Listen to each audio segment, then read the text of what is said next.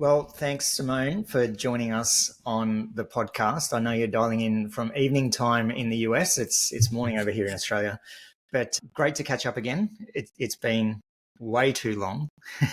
I'm really looking forward to the chat today and having you on. Thanks, Aaron. It's always a pleasure to talk to you guys. So I'm excited for the next little while we record this. And Simone, in these sessions, we tend to dive pretty deep on founder life and the reality of being a founder. And I think for the listeners, maybe just kicking off with your origin story and how Paypa Plane came to be. I know the Paypa Plane story, but I was actually thinking this morning, I actually don't know too much of your background before the genesis of Paypa Plane. Oh, so, really? Yeah, how did all that start for you? I feel like I've talked about myself ad nauseum, so I'm surprised you don't know any of it. It's a weird journey, to be honest, and not one that I could have predicted. So no one wakes up, well, no one I know wakes up and go, I'm going to do payments and I'm going to do a fintech. It happens to you. You don't choose it. Look, probably the most relevant starting point is 2011. I had just arrived back in Brisbane after living in Dubai for just over 5 years. I moved to Dubai when my son, who is now 16, was 6 weeks old. Wow. And I had my first daughter in Dubai. Had you been to Dubai before? I had very briefly. So I did a stint as an events manager for a really sort of large-scale events company. Outrageous events used to happen in Dubai back in the day. And this was 2003. I spent 6 months doing that there. But one thing led to another, and my husband at the time was a landscape architect, and it was the hotel boom time. So this is pre-GFC. So over we went, and I had Rose in the American hospital in Dubai, which wasn't super great as an experience, as a birth experience goes. But a couple of years later, it transpired that the way that my husband saw the future and the way that I saw the future and the way that we wanted to raise our children was very different. And my different did not include living in Dubai and raising our kids there. So we ended up separating.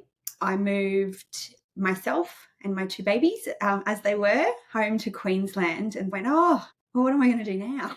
And I wanted to be a midwife. So I applied to the University of Queensland and got into their midwifery degree, which I was very excited about.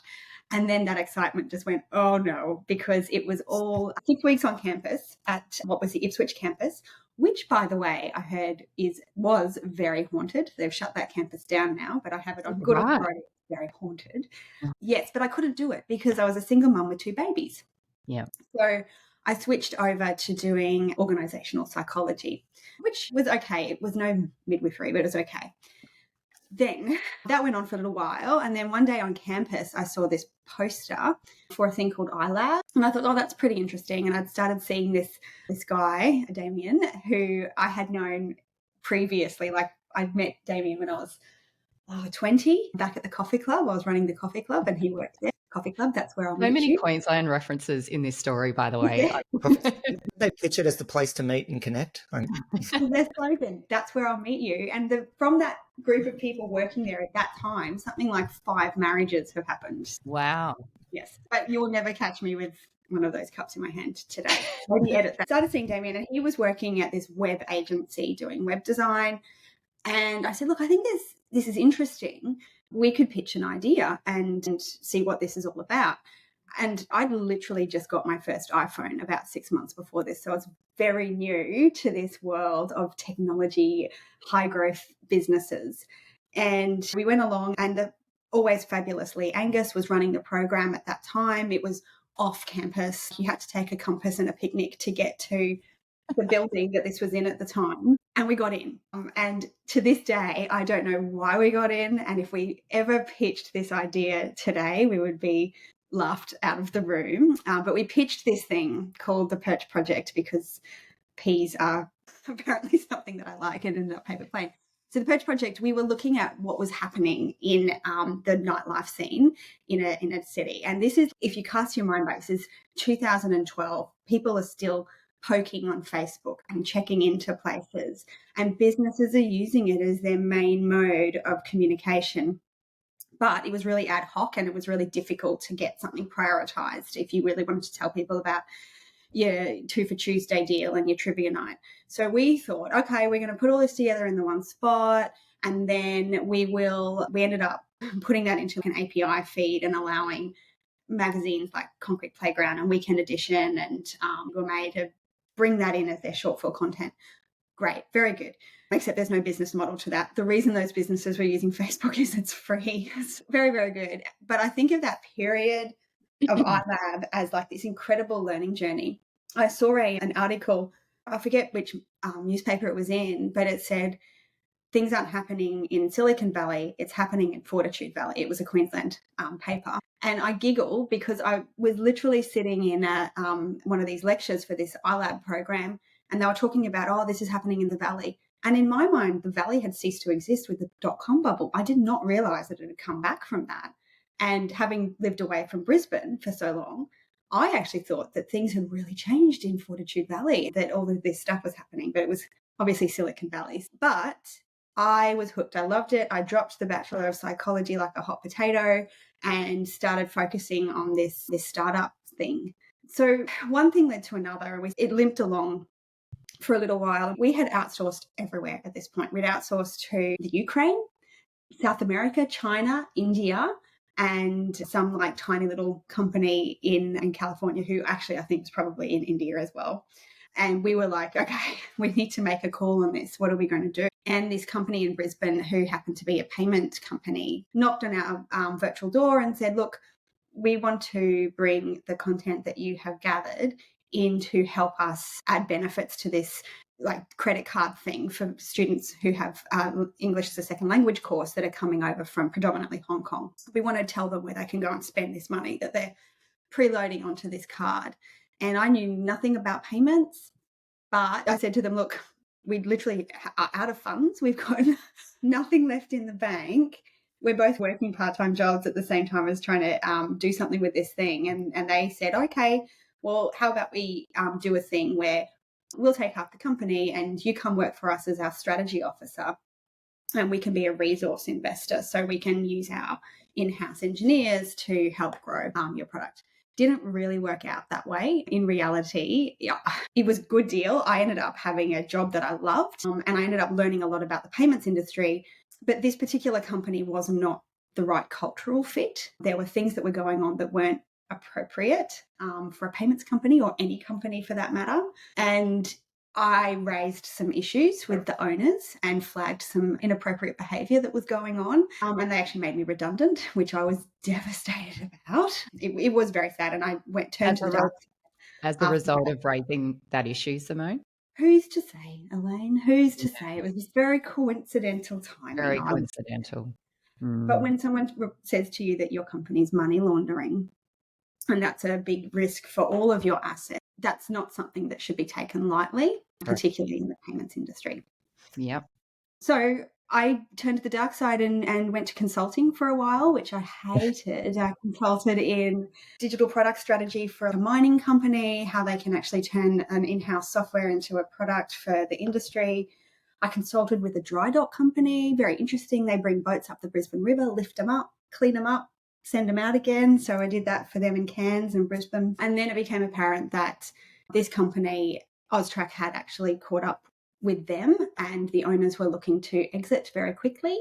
So my brother, Jonathan, I had been talking his ear off about the power of appropriate payment technology. And when that happened, we were in a position to really leverage some of the amazing people that Jonathan, the relationships that he'd built, to have enough investment behind us to actually acquire the IP out of that company. And even more valuable than that, the developers that have been working on it so hard for so long. So January 2000, that's where Paypa Plane started. I love. So you couldn't write, right? Yeah. No, Every aspect of that story. There's so many things I want to ask you about that origin story, Simone. Where to start? Yes. I guess a couple of things that you mentioned, which are the common themes that we see with other founders. One is this, you've had so many different jobs and like different industries, you said consulting was the dark side, and I understand why people say that. Also, you got to work in a whole bunch of different industries across a whole different problem set, adding to the fact that you studied midwifery for a while and organisational. I will go back and finish. That's my dream. I will go back. Okay, great. Well, we'll come back to that. I think there is something about the experience base that, and I posted something on LinkedIn this morning about taking a portfolio approach as an entrepreneur and an investor, which gives you like a depth of experience and exposure, which makes the way that you see the world deeper than maybe some others. So I thought that was a really interesting theme through your story. I have so many more, but I don't want to hog the microphone. I think that someone once asked me why I hated consulting so much, because for some people it's like the ultimate dream. It's an evergreen thing. They get to go in and learn new things all the time and then move on to the next one. But for me, it felt like I was leaving things unfinished and that I was already coming into a problem half solved. And I think there's a certain gift with good consultants where they come in and they read the room very well. So they know what answer the company's looking for and they know how to frame that up. Some companies are very good and they are like, we don't have a preconceived answer. No one here, there's no sacred cows in this room. You come in and you tell us what is happening. But it's not always the case. So that wasn't for me. And I think that's why I like solving problems to the end as well. Yeah, which is the genesis of entrepreneurship, I think, is seeing a problem and then wanting to solve it. I'm curious about the motivation to, after being given the redundancy and leaving and then having that experience. And I imagine that was emotional and painful in some way.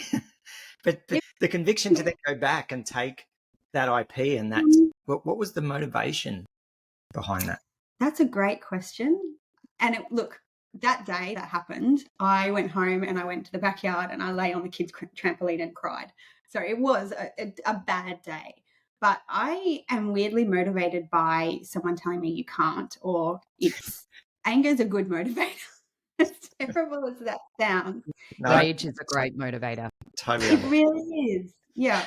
So I think that I was so burnt by that situation and so frustrated by it, coupled with the fact that I had at that point really seen the potential of what you could do when you really sink your fingers into the payments industry and squish things around a bit. There's so much change that can be actually make a fundamental difference to consumers, businesses, financial institutions. I didn't like having that opportunity taken away.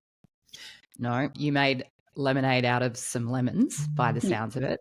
There was a couple of other points you made, which I'd love to deep dive a little bit on. One was the partnership with a corporate, I guess you can call it, where there was an exchange rather than of capital, but of in-house resources, which is, I think a lot of entrepreneurs or founders see potential partnerships with corporates as a way to progress what they're doing because they can access these resources that they don't have in-house, but it doesn't always work out that way. So I would love to understand how, based on that experience now, what would you have done differently to evaluate that, knowing what you know now? And the second part to that question is, you also mentioned cultural fit. So I would love to double click on the cultural fit aspect. How do you evaluate that now? What is super important to you guys at Paypa Plane, or to you personally, that you didn't know then, but you certainly do know now? Yes, I think so to call this company a corporate is like a little bit of a stretch, and then dialing the focus way down. They were too small to be a corporate. But to your point, I didn't really investigate that much at the time. And I think the one thing I would have done very differently, actually, I wouldn't have done anything differently because we wouldn't be sitting here today talking about this. But my gut was telling me that something wasn't okay from the start. And something just didn't feel right. But equally, at that point in time, we were like, oh, well, what else are we going to do? This is the best offer that we've got. So I should have asked more questions. I should have asked about how they're making money.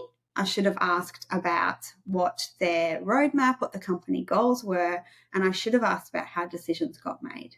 If I'd asked those questions, it would have given me more of a framework to understand what the dynamic at that company was.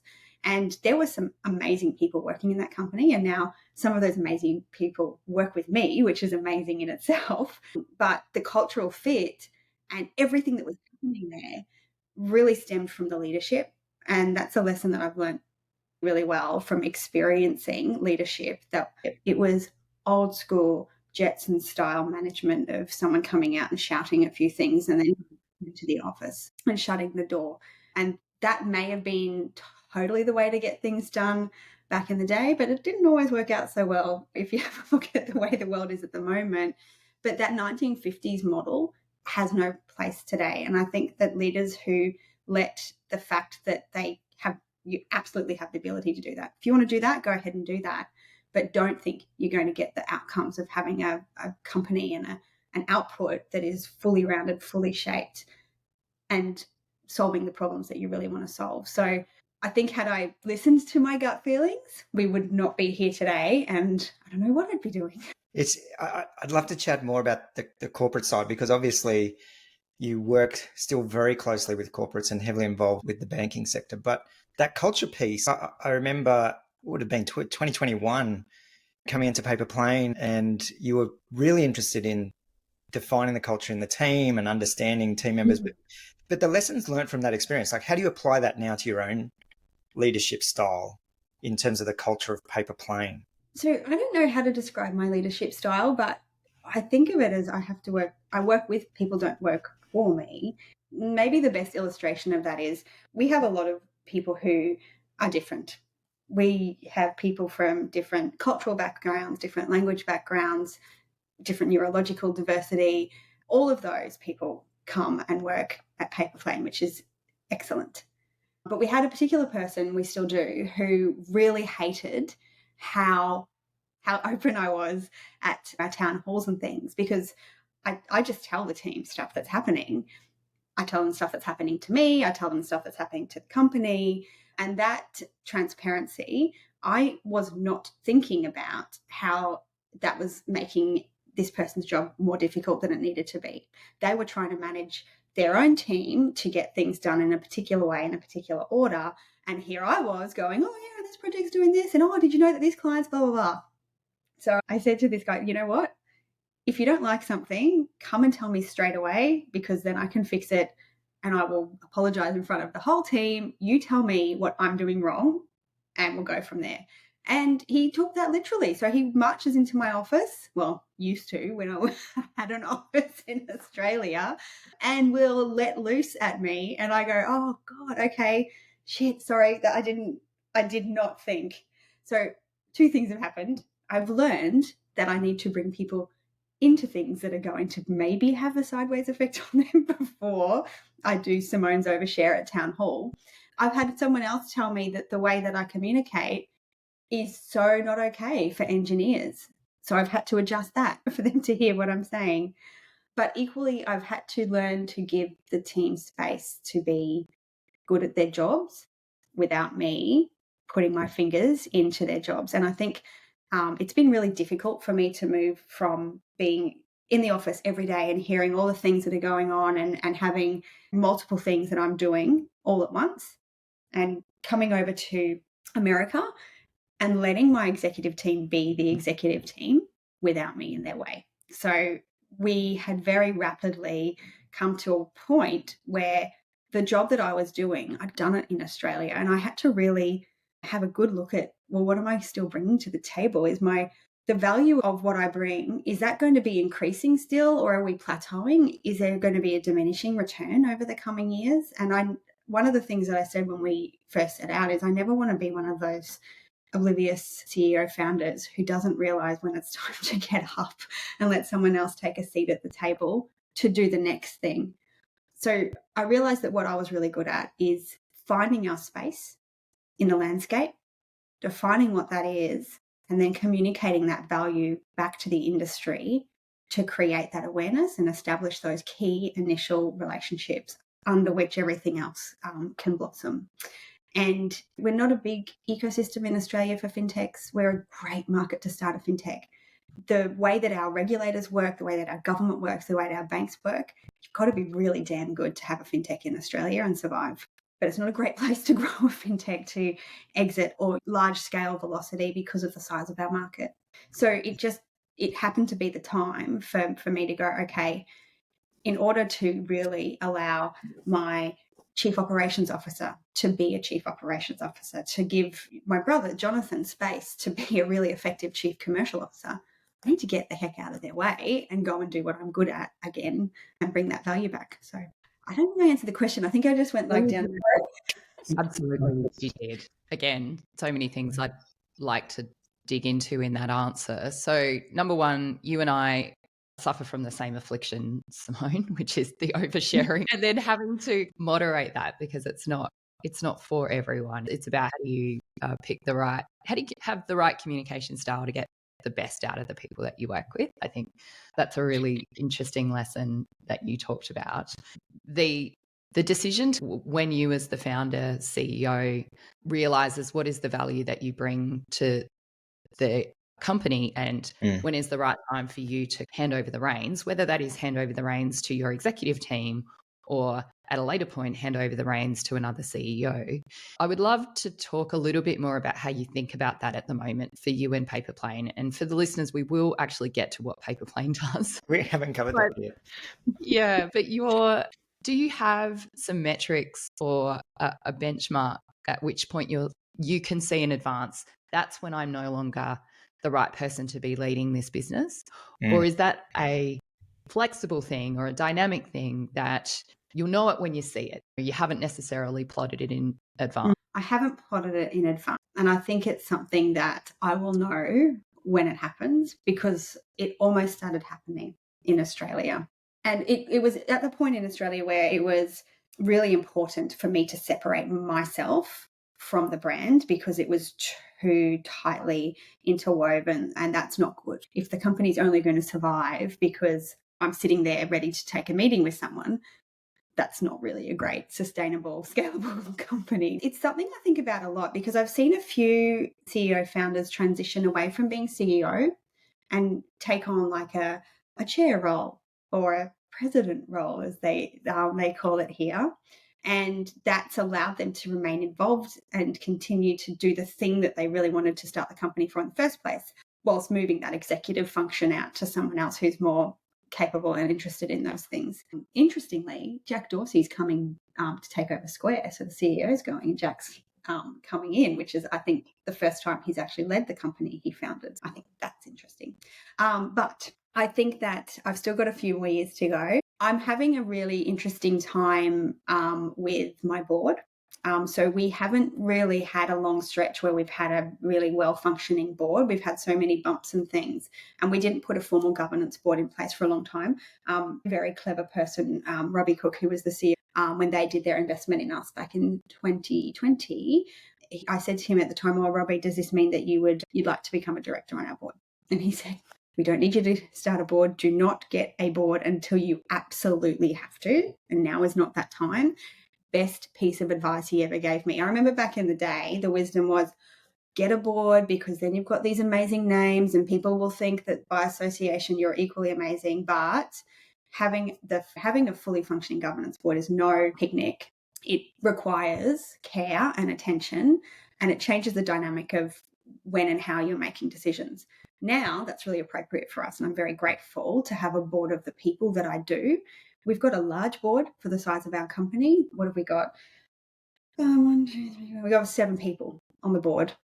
Yeah. We're a company of just under 50, so that's quite large, but each of our directors in some way, shape or form represents a shareholder. I think you said the operative word before, which was a fully functioning board. That's a differentiator. It is. And so now I'm getting requests, and I have to answer now to people that I've never had to do before. And we had our first strategy day earlier in the year. Well, actually, no, it wasn't that much earlier. It was literally like at the end of 1st of September, and it was our first board strategy day. And I opened that meeting. I'm handing over for the first time what we're going to do. It's the right time to do it. It's the right people to do it with. It doesn't make it any less comfy to do that. So I'm now finding myself having to change the way I do my job, and I'm having to upskill in some places. It's a bit painful, which means I'm learning and stretching, but it's good, I think. And knowing you, Simone, on that journey, like I'm curious, like you talk about the pain of having to learn these things and being conscious of these decisions that you're facing and that that sense of when to let go of control and hand over and create space. Who's advising you through that personally? Where are you drawing those insights and that wisdom from? Is it from a peer group of other founders, mentors? How are you coming to these moments of realization? Probably internally more than anything. So I'm an introvert, which means that I don't tend to look externally first for information. I will read and I'll listen and watch and then validate that with people.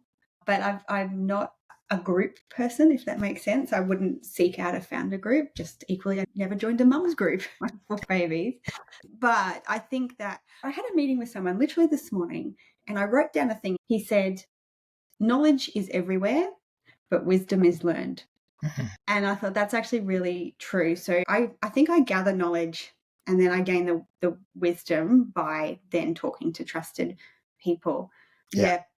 Formal mentor, I don't really have one, but I have a lot of people that I trust and think are clever. So I talk to them. Have you had, if not mentors from a professional perspective, and I 100% align with the introversion, gathering information yourself, getting your own kind of view on it before taking it a bit broader. But do you have any, who are the people who have been the most influential on you? So it could be personally, could be professionally. Okay, the people who have had the most influence on me. The first person that comes to mind is actually a person that challenges my thinking all the time in subject matter domain. That's Ethan Teese at CDA. He's a director on our board and he has got a very good way of challenging and thinking about the industry. So that's a person that I would think of straight away. My brother, actually, Jonathan, he's come from a very different professional background. Obviously, he's come from the same childhood background, different professional background. What's his professional background? So Jonathan had set himself a goal when he was about, I want to say 18 or 19, that he was going to become a dealer principal for a car brand in Australia by the time he was 35. But not just any car brand, it had to be a luxury, a prestige one. So when Jonathan turned 25, he was dealer principal for Audi and Lamborghini in Brisbane. Very hard thing to do. That industry is intense. And he then put his head up and went, oh, holy moly, I've forgotten that I have to be a person in all of this. And I've forgotten that there's actually other things to happen. As a result of that, he's got all of these completely different experiences and perspectives of me than me. And we often, in our early days when we were working together, we would have proper shouting matches. And we'd think that we'd shut the door in my glass cube. Of course, everyone can hear everything. But over time, we learned how to actually get the best out of each other and bring what we each individually know and our perspectives together in the right way. So he's definitely someone I would bounce stuff off of and ask, how should I do this thing now that we've gotten over ourselves? Yeah, let me put that in the back of my mind and I'll think of some more people because I know that there's more people. It's not a test. It's interesting that the first people who come to mind and it's often when we ask that question, it's often family. Yeah. So for some, it's parents, and in your case, one has been your brother. Another common thing we see is families starting businesses together, and obviously Paypa Plane is no exception in that regard. That brings some challenges, but also some advantages. And you just talked to a couple of those, the ability to have this sort of shouting matches. You probably couldn't do that with an employee, but you can do it with your brother because both of you just want the best for each other. But it can also bring some... I actually did say to the team at one point, I went, is that really disconcerting to have this happen? It didn't happen frequently, but when it did, it was like, oh, golly. And one of them said, nah, if you weren't brother and sister, we'd be worried. But we're like... But I also work with my husband. He's our head of creative. And one of my other brothers is our head of risk and securities. Yeah, we've gotten pretty good at it. I imagine there's some challenges in all of that, though, Simone. Working with Damien and Jonathan, you described that relationship and the benefit of it, but what are the challenges that brings into the business as well? I'm much better at compartmentalizing things, particularly than my husband. So we've had to be very careful that Paypa Plane does not become our whole world, because if I let it, I will just focus on it all day and night, and that's not fair for our family and for Damien. So I've had to be very good at balancing things. Do you know, the bigger we've gotten, the easier it is. In our office, I wouldn't interact with him almost all day. I don't see him from my office. His orbit doesn't cross mine as far as what we're focusing on and what we're doing. And there's layers between him and me by design. He doesn't report to me anymore. And Nicholas, who's our head of risk and security, he came in after we'd set all that foundational stuff up. So he fit in, and it was a really easy transition to have that extra person come in. And he was, very good at his job. So it was quite easy to go, okay, great. Small is hard because there is no way of avoiding those cross things. And I think it all comes down to discipline of behavior and thought. Actually, Aaron, you taught me this. Personas, having your work persona and your home persona separate is really important. And it's important to stick to that, because the biggest fights that we would have at home is because I would have brought something up and switched everyone's brains back on to uncover something that should have been dealt with at a different time. Yeah, clear demarcation of those modes of action. It's really hard to do, especially like you were describing in the early stages of the business, but also in moments of crisis, either in the business or personal life. But the other thing you have in the mix as well is kids and managing that. Like, how are you managing that? And also in the context of now moving to the US. Yeah, how are you managing family dynamic also with Look, I actually think that I'm robbing myself of future memories. I looked back the other day on photos of Edith, who's our youngest. She's 3 now. She turned 3 just over a month ago. And the photos of 2 hours after she's on my chest sleeping with her little head nuzzled in there, and those little newborn jelly bean photos. And I have my laptop open because we're in the middle of a capital raise, and that's what you do. Yeah. And also at that time, I had this daily payment batch file task that I was doing when we were doing aggregating funds. And there was no sort of conceivable way that I would hand that off to someone or be able to do that. At the time, it seemed, oh, yeah, of course, this is what I do. But I look back on that time, I'm like, it feels a little sad already. So in a way, now that we're in the US and my office is at home, it's not very big. I can almost reach the walls with my arms. I don't get to see the Brisbane River. I don't get to have the view up Eagle Street, but I get to do the school run, and my kids will come in a minute and say goodnight. So I get to actually be in their lives more than I was at home, which feels like a nice gift. Even though I feel like I'm a lot busier work-wise here because I'm straddling still a foot in each continent. But it feels nice that I'm now more embedded in the daily activities of the family. And we had a lot of support in Australia. We had an after-school carer that would come and do the school pickup in the afternoon. I would do one a week. Damien would do one a week. School drop-offs, all him. I would be in the office and he would do all of them. Isn't that amazing? And then we had my aunt, who is just an incredible person, that would take Edith 2 days a week. Damien's mum, my mum. Now we've got no one. It's just us. So it's a little intense, but it's also nice because we're back in this tight capsule that we've never really been before, and we're all in each other's lives a lot more than we were at home. So that's nice. I totally understand that. I don't want to use the word guilt, but the concern that you're robbing yourself of memories and the trade-offs that you're having to make. But I'll repeat back to you something you said at the start of this podcast about when you left Dubai, you were a single mum with 2 kids, and it was hard to do midwifery because of the commitment required or the lack of flexibility in the commitment required for that. But do you think that is part of why you started a business too? Because it gave you the flexibility to do that. And so, yes, there's been trade-offs later, which I'm sure every parent battles with. But in a way, it was a gift that enabled you to be that single mum with 2 kids as well. Absolutely. But somewhere along the way, I forgot that I had to have that balance. So it was really getting to the pinchy point. And look, for between now and December, I've got to go to Memphis, Chicago, San Francisco, Vegas, Scottsdale, Washington, back to Brisbane, and then back here. That's still a lot of travel, but it's all tight in that little pocket. And then I'll be back being present a while ago. That's actually another thing that, Aaron, you taught me a long time ago about focusing and being present in the moment that you're given. So that is something that I'm working on. I'm not super great at it yet, and I often catch myself somewhere very different to where I am. But do you watch Ted Lasso? We were just watching the last season. Ted's mum says to him, look, as a parent, sometimes you win, sometimes you lose. Most of the time you come out even. And I think that's nice. I think that's what being a parent is, if you don't have a little bit of guilt. So randomly, I couldn't sleep last night. I actually had that exact episode of Ted Lasso on. So that is so bizarre that you brought that up. We haven't finished it yet, so no spoilers. You said about your brother when he became a principal for Audi, and was it Lamborghini? Is that the other one? That he put his head up and worked out, oh my God, I have to be a fully formed person, and hadn't given himself the opportunity to do that. And you just talked about a couple of ways that you have approached it with your children anyway.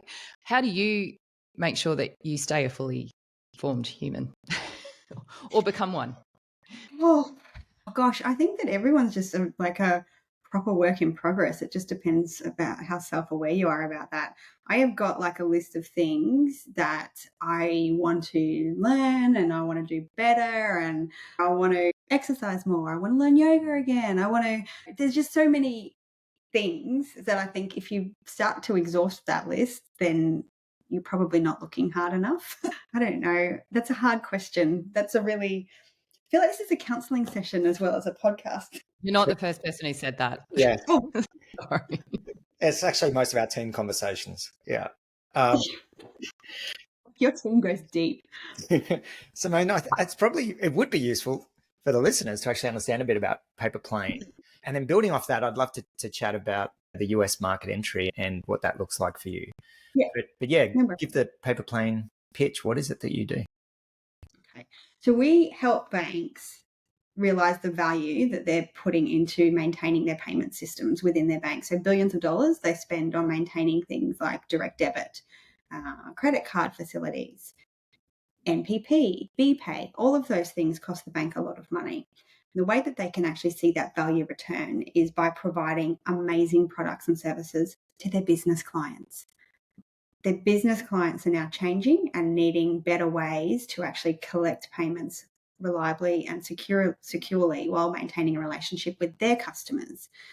So we create a smart payment agreement infrastructure, which sits over the top of all of those different types of payments and helps the business have one experience no matter what the payer's choice is.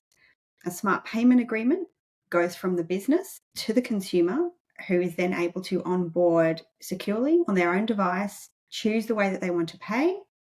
And then if it's an ongoing payment relationship, so you can think about anything from everyone goes, oh, like my gym. Yes, like your gym, but also like your insurance, like your mortgage, like your personal loan, like your kids' school fees, like all of those little bits that happen in our life that actually chip away at how we manage our finances.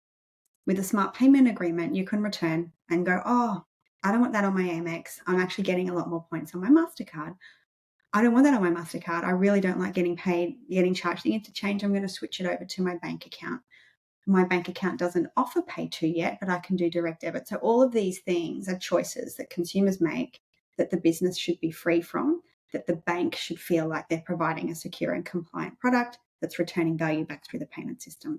So that's what we do. And we started doing that in 2018, as I said earlier. And we are now very fortunate to count some of our banking clients as our shareholders, and also MasterCard, who is one of our global partners, as a shareholder as well. And I remember a conversation with you where you were starting to look at the US market. Can you talk through why the US as opposed to, say, the UK? I know a lot of fintechs go to the UK. Oh, I wish it was the UK. I love the US. Very nice. But the UK is like the heartland of fintech, right? It's like going back to the mothership for fintech. But the more we looked at the UK, the more we realized that they were actually too good at what they're doing. There's a couple of things that we really look for. One of them is, okay, what's the posture in the business banking competitive landscape? Have a bunch of challenges come through and forced change to make incumbents and traditional banking providers really upgrade their services.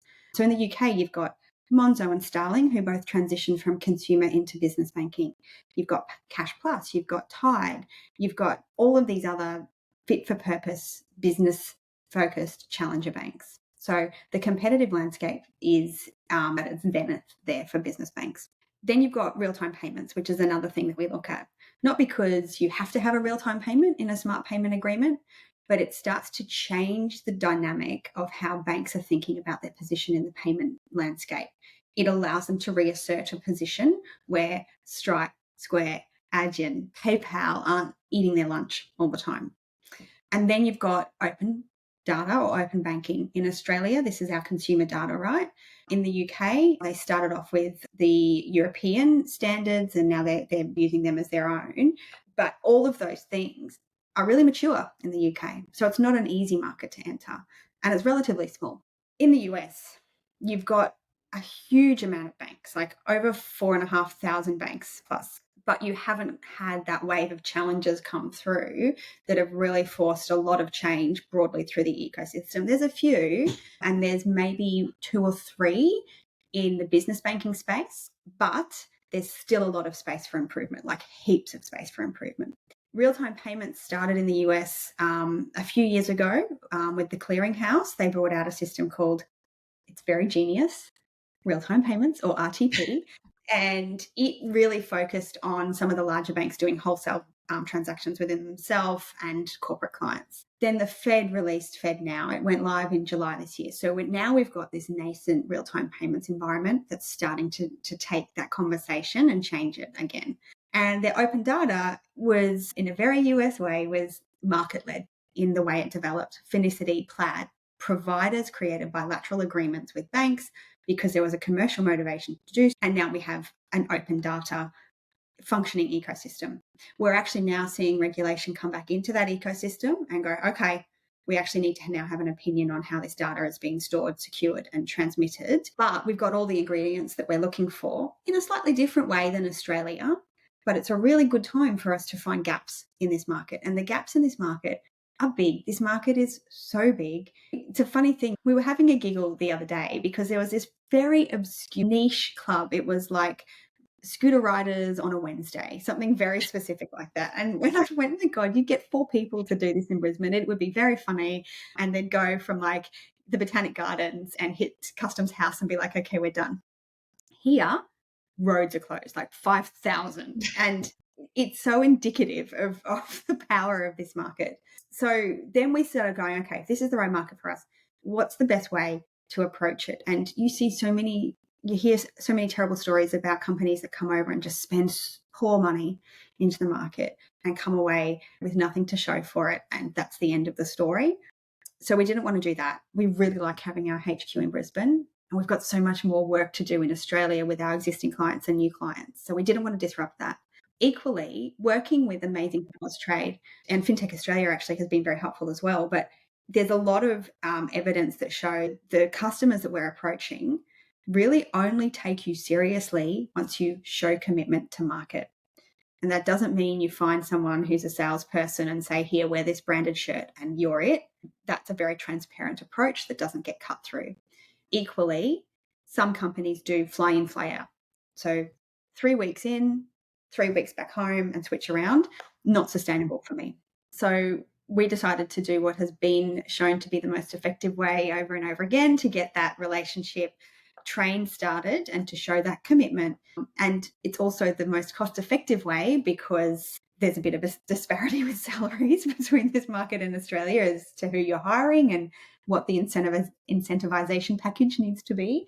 And there's a trust factor as well. So how do we trust that we're actually doing the right thing? We're making the right choices. We're still really fluid here.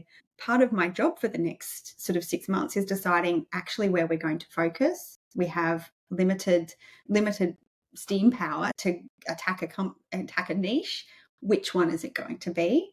And it's that first customer that's critical for us. So if you're at the lucky first customer for us, you are going to get so many arms put around you and loved so hard by us because that's the critical one. So is it fair to say, Simone, a question from Don, who's on the farm and struggling with his internet a little bit, is So it sounds like you haven't yet got a customer in the US. So it's not like you started to build relationships and then did the big move. You've actually said, no, we've got to be in market, as you just said, develop that trust, show that we're serious, show that we're not going to be exiting out of here every 3 weeks, and we're around to really love you and put our arms around you. His other question is around, we often get told, and we agree with this, that the US in many markets is 51 different markets in a really big landmass, as opposed to it being this kind of, it's very heterogeneous instead of being this kind of one market like Australia is. How are you approaching that, given you might be in New York, but with all the cities you just said you're going to visit, that's 10 different approaches potentially. We're pretty lucky. Payments and the financial services industry, even though it's large here, there's still some really clear markers about who are the appropriate people for us to speak to. And yes, it's huge. I have a map on the wall behind me because it's that big. I need to figure out exactly where things are. But one of the things that we're doing is carving out chunks and going, okay, if we were to focus here, what would that look like? Who are the banks in this market serving? Who are the companies that they're serving? And there's also a lot to be said about understanding the regulation of this market to make sure you're not exposing yourself to undue risk. If we were providing a credit product and Afterpay had this issue, they would need to be a registered credit provider and a regulated credit provider in every single state where an individual had signed up to use their service. So that's pretty huge. And luckily Afterpay had the resources to sort that out. But for us, we made some really deliberate choices about how we were participating in the payments ecosystem, which is to say, we don't touch funds, we don't move money, we don't hold funds, we sit over the top of that. And contractually, our partners or our clients, they're the ones that are set up to be that regulatory entity. We just help them from a technical perspective to fulfill their requirements in whatever multiple states they're operating in. So there's some choices that we made to make this easier for ourselves. And back to Don's first question about, do you have a client here? No, but we have quite a few, I would say, pipeline relationships that I started to build over the last 12 months before we made this commitment. Is that still busting the shoe leather? Totally. That's your sales strategy at the moment. That's the most effective for the particular part of the market that you're selling into. Yeah, and all that travel, it's conferences. This market is big on conferences and there are so many to attend. But if you pick the right ones, you can actually, A, learn a lot, and B, meet incredible people. And one thing to be said about here that I've found is a lot easier here is actually having initial conversations with people. Sometimes that's more difficult in Australia. I find people are a little bit more closed off. What's harder here is then turning that into a meaningful, ongoing interaction. Whereas in Australia, it's the opposite. Once you get past that first hurdle, then you're mates for life and you can come to my mum's barbecue. But here, it's a little bit more difficult. So I have to now, I feel like in a lot of ways, I've gone back to 2018. I knew no one in the banking space. I knew no one in payments. And I had to build that from the ground up. And I'm doing that here now as well. And how much time did you spend in the US before deciding to make the actual move? How just contextually, how many trips are we talking? How much time in market? So, yeah, I did 3 trips in about 10 months back and forth, and they weren't all conferences. They were actually, I'm just going to be here for a week and I'm going to meet as many people as possible. One of them, there's a lot of pay to play here. One of them we actually paid to take a demo slot at the American Banker Payments Forum, which was a good investment, it turned out. And that actually was what we were trying to get out of that was, what will people's reaction be if we start talking about payment agreement infrastructure? So it was a really good learning experience for us. One of them we actually did it was like a landing pad Austrade program where it was a structured program. So the things that I think are really important that we got exposure to through some of these things are, okay, what do you need from a company structure perspective now? How do you right size that? Because there are a lot of people waiting for you to write some big checks for their advice. So how do you right size what's going to keep you safe? What's going to be appropriate to get to the next step? Insurances, what do you need again now and next? And then just things like tax. If you have an Australian company, an American company, you need to get your tax right. That's where I'm very glad we spent some time and resources on making sure that was structured correctly, because the ATO is very interested in contemporaneous documentation on how you decide to do it, not now, not when it just so suits you to quickly move this back and forth. So, And is that something you worked out for yourself, Simone, or was that something oh that God, no. the I have a advisors that you CFO had? now. I have a CFO who's amazing. Her name is Alice, and she is, I would have a poster of her on my wall. And it took me a while. She would hate that. It would be like the worst thing for her ever. But look, it took a while for us to bring on a CFO, and we did it. We had like the fractional CFO through the startup program at BDO for a little while, and they were good. But we really needed someone who cared so much and was in it every day. And Alice has been that person, and then some. So we're so lucky to have her. So important to build a team of competent, knowledgeable, high-performing people around you, I think, to prepare you for that scale up. And one point I note is throughout the last hour that we've been talking with you, you've dropped a couple of names of some unsung heroes, which I think are really worth a shout out to, because I do think they don't get a lot of credit for the role that they play in bringing companies to the point that Paypa Plane is at now. So you mentioned iLab at the start. iLab, Yep. so many wonderful companies have come through and out of iLab, and not just iLab, like the other versions of iLab that sit around the country and associated with universities, I think are largely unacknowledged on the role that they play. The other you mentioned was Austrade, and certainly for us and the companies that we support in their expansion into the US, Austrade play a really critical role, and people probably don't use Austrade to the fullest extent that they possibly can. I agree with that. You mentioned BDO and being able to provide really tailored, customized support for startups that can't afford. And there's versions of BDO, there's KPMG, High Growth Ventures. There are other groups like this which actually do provide a really useful solution, but not for them existing in the marketplace. I think startups would really struggle. And the other one, Pointing that out because that they're all names that you've mentioned that have been part of your journey, but often don't get the same acknowledgement. So good on you. The other one to throw in the mix there as well, Simone, that you've mentioned is, of course, Fintech Australia, and the fact that you are chair of Fintech Australia. I'm curious to hear. We could probably do a whole episode just on that. But how have you found juggling the role of chair of Fintech Australia alongside being the founder of a company, and how advantageous or disadvantageous has that been for you?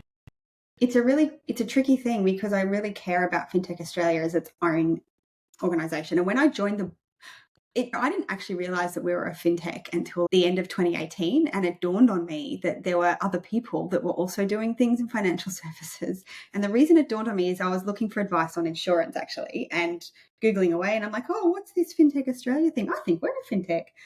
But at that point, I went, you know what? If we're going to be asking for these changes in the landscape, it'd be really good to be able to have a cohesive message to deliver to regulators and government and blah, blah, blah. I elected to the board in 2019 in March, and 6 months later put my hand up to be secretary, a worse role. And then after that, in 2020, put my hand up to be chair, and I'm still chair. So it's been a little while now. One of the things that I've been really keen on as chair is to try not to have it have any undue influence on how Paypa Plane grows and how people think of me. So one of the things that I always do is I'm very clear if someone's asking me to speak or to be at an event, to ask who am I representing, because it can't be both. And often it will be presented as both. I don't like that, because I don't think that gives either organisation the right exposure. But equally, that's a long time that I've been on the board of Fintech Australia. It's a member-driven organisation. And over that last 4-year period, accelerating towards the end of that, we've seen such a change across the fintech landscape in Australia. And I think the strength of a member-based org actually means that its leadership and governance has to refresh to appropriately represent the member base. So even if one of the reasons I'm rolling off is I'm in America, I'm also increasingly short on minutes in my day. And I really think it's time for someone else to come in and take it to the next phase of what Fintech Australia is. So it's definitely time. I tried to roll off last year, but there wasn't the right person to step in. this year it's happening. No matter what, at the AGM in November, I will be retiring from the board, but I'll still be a huge advocate for it. The benefit that I have received out of that role is being able to meet more fintechs, their executives, their founders, their teams than I would have normally, and being able to understand more about what's important in more verticals than just my own.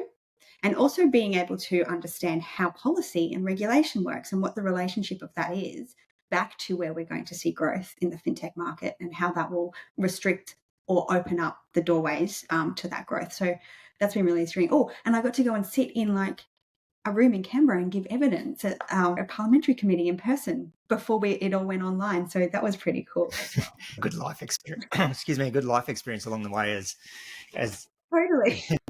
well done on rolling off like the succession plan. And yeah, my external view of Fintech Australia and what you and the team have achieved there is just phenomenal. It's still the leading sector in terms of investment attraction in Australia. It's quite a healthy ecosystem, is my perspective. I think what they've achieved is phenomenal. So well done. Well, don't thank me. I have very little to do with it. The operational team at Fintech Australia is actually incredible for all of that work they do.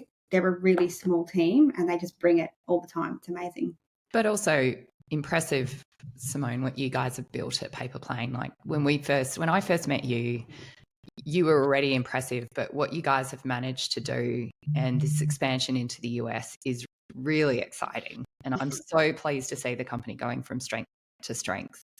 And hopefully we'll start talking about Paypa Plane with the same sort of enthusiasm that others have talked about with Afterpay and some of these other that have really had captured the mainstream reader or listener or Australians' attention. Well done. Do you know what, Elaine? When I first met you, I was definitely not impressive. I pitched you the Perch Project and you were like, here's some things, here's some notes.